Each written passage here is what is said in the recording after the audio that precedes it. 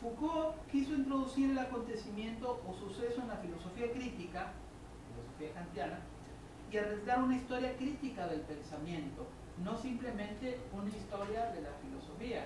Y hay que señalarlo también, porque lo puntualizan en este texto que comentaba aquí Diego. Foucault no era un especialista en filosofía antigua. Foucault iba y problematizaba, tomaba ejemplos, seguía corrientes, problematizaba algunos pensamientos, pero no era un especialista. Y tiene, por supuesto, Foucault una lectura de la filosofía kantiana y una idea de una filosofía crítica. Ya veremos en qué consiste una filosofía crítica. Entonces Foucault quiso introducir el acontecimiento suceso en la filosofía crítica y arriesgar una historia crítica del pensamiento. Aquí el asunto es, ¿qué es una historia crítica del pensamiento? Es una historia que le da lugar justamente a este proceso autorreflexivo del sujeto. Es una historia que le da posibilidad, digamos, a la libertad, y es una historia que da la posibilidad de pensar la historia y pensar al sujeto desde otra perspectiva. Pues si la experiencia es posible por las categorías, y las categorías cambian, las categorías en las que nos explicamos, por ejemplo, las categorías en las que explicamos a la historia, las categorías, por ejemplo, cómo cambia de lo moderno a lo posmoderno, por ejemplo, entonces las posibilidades, si las categorías cambian, dice Rahman, las posibilidades también cambian igualmente, ¿sí? Somos pues un cambio, un devenir. Sobre la cuestión de la ética en Foucault, expresa Bernauer en este mismo texto, la ética se expresa como un acto de resistencia. Veamos en qué consiste esta cuestión del acto de resistencia. Cito, a ese régimen de relaciones entre saber, poder y subjetividad que se instaura paralelamente a una hermenéutica de sí mismo. Porque esta lectura que yo hago de mi propia existencia, de mis propios deseos, siempre se va a entreverar en esto que nosotros hemos recorrido, ¿no? Saber, poder, subjetividad, ¿no? Arqueología del saber, genealogía del poder, relación saber-poder e interpretación. Esta interpretación que yo hago siempre se da desde esta relación saber-poder, desde una cierta perspectiva de conocimiento. ¿Cómo me interpreto? En función de aquello que yo como sujeto soy capaz. De aquí pues que la formación humana, ¿sí?, la cultura, la educación, ¿sí?, fuera algún elemento central siempre en la historia de Occidente. Es decir, eso es lo que posibilita a un sujeto tener una mayor posibilidad de interpretarse a sí mismo y tener una mayor posibilidad de trascenderse a sí mismo, es decir, de plantearse otras metas, de plantearse una transformación. De cierta forma, en el marco del espejo antiguo, así hay que considerarlo, ese espejo, pero no para encontrar o pensar que aquello que vemos en el espejo, ese reflejo sea uno mismo, ¿no?, sino para ver más bien una experiencia. Quizás el término no sea necesariamente el espejo, sino más bien sea el marco, ¿sí?, de donde deberíamos hablar. En el marco del espejo antiguo, digo, y la problematización de sus prácticas, Foucault interroga una época moderna, porque eso es lo que se trata. La experiencia de la modernidad como el horizonte desde la cual Foucault está pensando la cuestión de la subjetividad, la cuestión de la posibilidad de la interpretación del sujeto en medio de esas relaciones del saber-poder, ¿no? Foucault interroga una época moderna donde la razón deja de ser para el hombre una ética y se convierte en una naturaleza. Recordemos un poco también lo que se señalaba la sesión pasada, cuando se habla, o no sé si se señalaba, creo que sí, del momento cartesiano. Creo que algo se expresó, o a lo mejor me adelanté un poco, ¿no? El momento cartesiano, donde ya es solamente la razón la que se hace, lo que es lo importante, y lo espiritual queda un poco como que, lo espiritual que antes formaba parte del conocimiento y de la trascendencia, como que queda de lado. Aquí en la experiencia de la modernidad, desde esta perspectiva crítica, el asunto es, y ya lo que importa es el conocimiento, ¿no? No importa la cuestión de la trascendencia, ¿no? La razón deja de ser para el hombre una ética y se convierte en una naturaleza. Je parle, donc je suis. Por el contrario, la interrogación ética pretende, cito, liberar la reflexión ética de su dependencia moderna respecto del saber. Esto hace de su obra, según la consideración de Rahman, de la obra de Foucault, una especie de contraética. Veamos. una ética de conocimiento que solo promete la verdad al deseo de la verdad misma y únicamente el poder de pensar. Al igual que Kant, Foucault se inscribe en la línea del pensamiento que reconoce la necesaria relación entre la filosofía y el presente. Hablamos de una ontología del presente. La filosofía se plasma como una ontología del presente cuya función esencial es elucidar, esclarecer, hacer consciente, presentar, ¿no? Se plasma como una ontología del presente cuya función esencial es elucidar el campo de posibilidades de acción del sujeto. Un espacio, este espacio de las posibilidades que siempre es histórico y circunstancial, y como es histórico y circunstancial, aquello que yo pueda hacer, este espacio de este campo de posibilidades, en la medida en que yo lo sepa leer, tendré mayor posibilidad de triunfar en mis deseos, ¿no? O de afirmarme en mi acción. En la línea de la modernidad, en el marco de las relaciones entre sujeto y verdad, el problema de la subjetivación en Foucault encuentra una reelaboración de los postulados de la crítica de la razón pura, tema que ustedes ya han visto en varias ocasiones. Y recordemos un poco las preguntas generales de Kant en torno al saber del hombre y cómo se concretizan. Aquí transcribo una cita muy larga, pero se me hace que clarificador, de Bernardo, perdón. Cito: los análisis de Foucault desnaturalizan o historizan las grandes preguntas de Kant sobre el saber.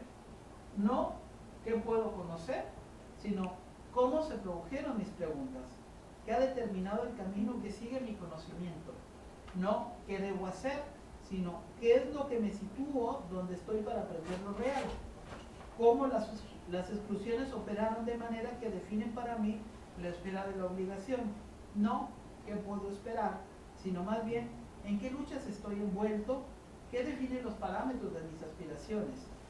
La finalidad a la que apunta Foucault al transformar estas preguntas es liberar el pensamiento de las estructuras formales para situarlo en un campo histórico en el cual el pensamiento enfrentará lo singular, lo contingente y lo arbitrario que obran en lo que se presenta como universal, necesario y obligatorio. Esta crítica de la historia que desde el principio señalamos, ¿no? Esta concepción lineal muchas veces de la historia, sino más bien de esas relaciones con nosotros mismos que nos legaron las tecnologías occidentales del desarrollo de sí mismo. Hay que tratar de establecer más bien una relación problematizadora con uno mismo. Algo que implica este consejo es el hecho que debemos encontrar un nuevo modo de relación con los saberes modernos, con las epistemes. Sobre el fondo de vastos proyectos de investigación y de evaluación, Foucault instauró una ética de la responsabilidad. Responsabilidad respecto a las verdades que enunciamos, las verdades que son verdades de uno mismo, de las estrategias políticas en que esas verdades entran y de las relaciones con nosotros mismos que nos hacen o bien conformarnos con las configuraciones existentes o bien resistirnos a ellas. Se trata de una ética que aparece en el momento oportuno para ayudarnos a exigir el retorno de las responsabilidades morales del pensamiento. Y hasta aquí el fin de la cita. Bueno, hasta aquí un poco la nota, comentario que yo quería hacer respecto a la manera de cómo vamos a abordar esta perspectiva ética y el sentido que la problematización, de la problematización que Foucault hace en la hermenéutica del sujeto. Continuamos ahora sí con la exposición de Ballena. Es la segunda lección, es enero de 1932, crisis y el alma del sujeto. Dice que el término crisis quiere indicar una actitud del sujeto que no es meramente instrumental. Quiere sobre todo asignar la pasión en cierto modo singular, trascendente del sujeto en relación a lo que le rodea, a los objetos de los que se dispone y también a aquellos otros con los cuales tiene relación, a su cuerpo mismo y en fin a uno mismo. Se trata de una relación alma-sujeto. O sea, es como algo más particular porque el otro tipo de relación que venía aquí era alma-substancia y ahora, bueno, se supone que el cresis se refiere al alma y al sujeto. Dice, no se puede alcanzar la verdad sin ciertas prácticas que transforman el modo de ser del sujeto, que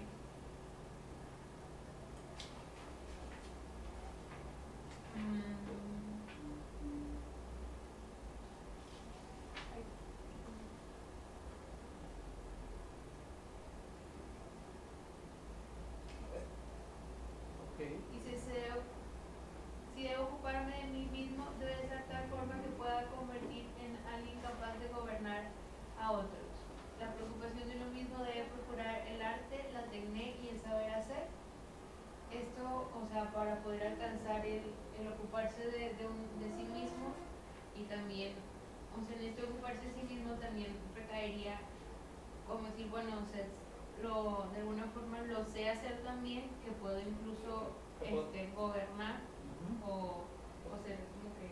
O sea, seguimos en el marco de este diálogo platónico de Alcibíades, ¿no? Donde está la preocupación, ¿no? De un poco a destiempo, dice por ahí, porque ya Alcibíades no es el mozo al que todos seguían antes o que todos los varones deseaban, ¿no? Sino más bien es alguien que ya está en una edad en que tiene aspiraciones, pero que no tiene formación. Es un problema, ¿no? Que tiene que ocuparse de sí mismo. Pero entonces, ¿cómo, volvemos al punto, cómo puedes aspirar, dice Sócrates, a gobernar a los otros si no te gobiernas a ti mismo y sobre todo si no te conoces a ti mismo, ¿no? ¿Sí? Y luego en lo otro que tú señalas, ¿no? Esta preocupación de uno mismo, como dice, debe procurar el arte, la tecné y el saber hacer. En estos tres elementos, pregunto, valdría pensar la dimensión estética de uno mismo, ¿sí? Es decir, cuando hablamos del arte de vida o el arte de la existencia, que no es una cuestión meramente técnica, no se trata meramente de sobrevivir, sino de saber vivir, ¿no? Recordemos este principio de la vida en la que la finalidad del sujeto es ser feliz, ¿no? Y ser feliz, en cierto modo, requiere un arte, ¿no? Y el arte es una cierta forma de afirmación de uno mismo, es una afirmación diferenciada, ¿no? Cada quien establece un arte de su vida. La técnica también implica un modo específico de saber hacer, ¿sí? Un modo específico de saber hacer un conjunto de operaciones para saber hacer algo, ¿no? Y un saber hacer efectivo respecto de uno, que luego podrá proyectarse, por ejemplo, en el ejercicio de la política, que ese es el horizonte desde el cual se está pensando, ¿no? ¿Okay? Bueno. Y también, bueno, viene, el cuerpo es el instrumento con el que se realizan las acciones de los hombres, pero detrás de está el alma, que sirve de lenguaje y otros instrumentos del cuerpo. Pero no es como, o sea, pura, como por decir así, pura técnica o el puro cuerpo, sino que el cuerpo simplemente, por decir así, sería como que pasaría a ser algo secundario y el alma sería, o sea, utilizaría el cuerpo simplemente como un instrumento para poder manifestarse, o sea, tanto el cuerpo como, o sea, todo lo que deriva de él, o sea, el lenguaje, para manifestarse el alma. Finalmente se presenta aquí la dualidad platónica tal cual, ¿no? Es el asunto, lo que tiene que tener el dominio es el alma sobre el cuerpo, ¿no? Pero claro, hay que saber, no hay que desechar el cuerpo tampoco, ¿no? Porque el cuerpo es un medio de afirmación, es la manera en que se afirma el alma, pero el alma es lo que tiene que direccionar la acción del hombre, ¿no? Sí, el cuerpo sería como, pasaría a ser como un instrumento del alma.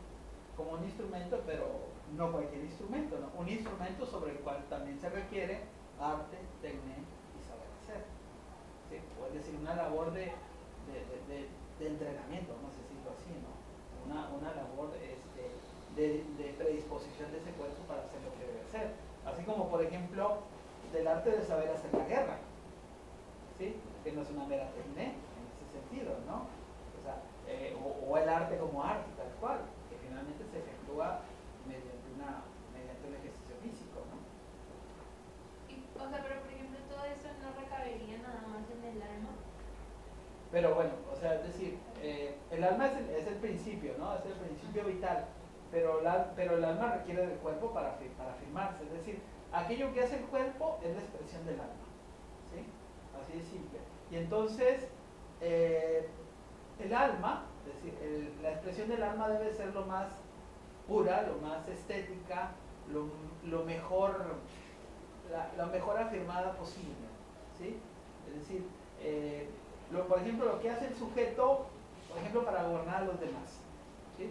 Lo que hace el sujeto para gobernar a los demás, para el arte de la política, tiene que ver con una cuestión física, ¿sí? Tiene que ver también con la utilización del lenguaje, por ejemplo, ¿no?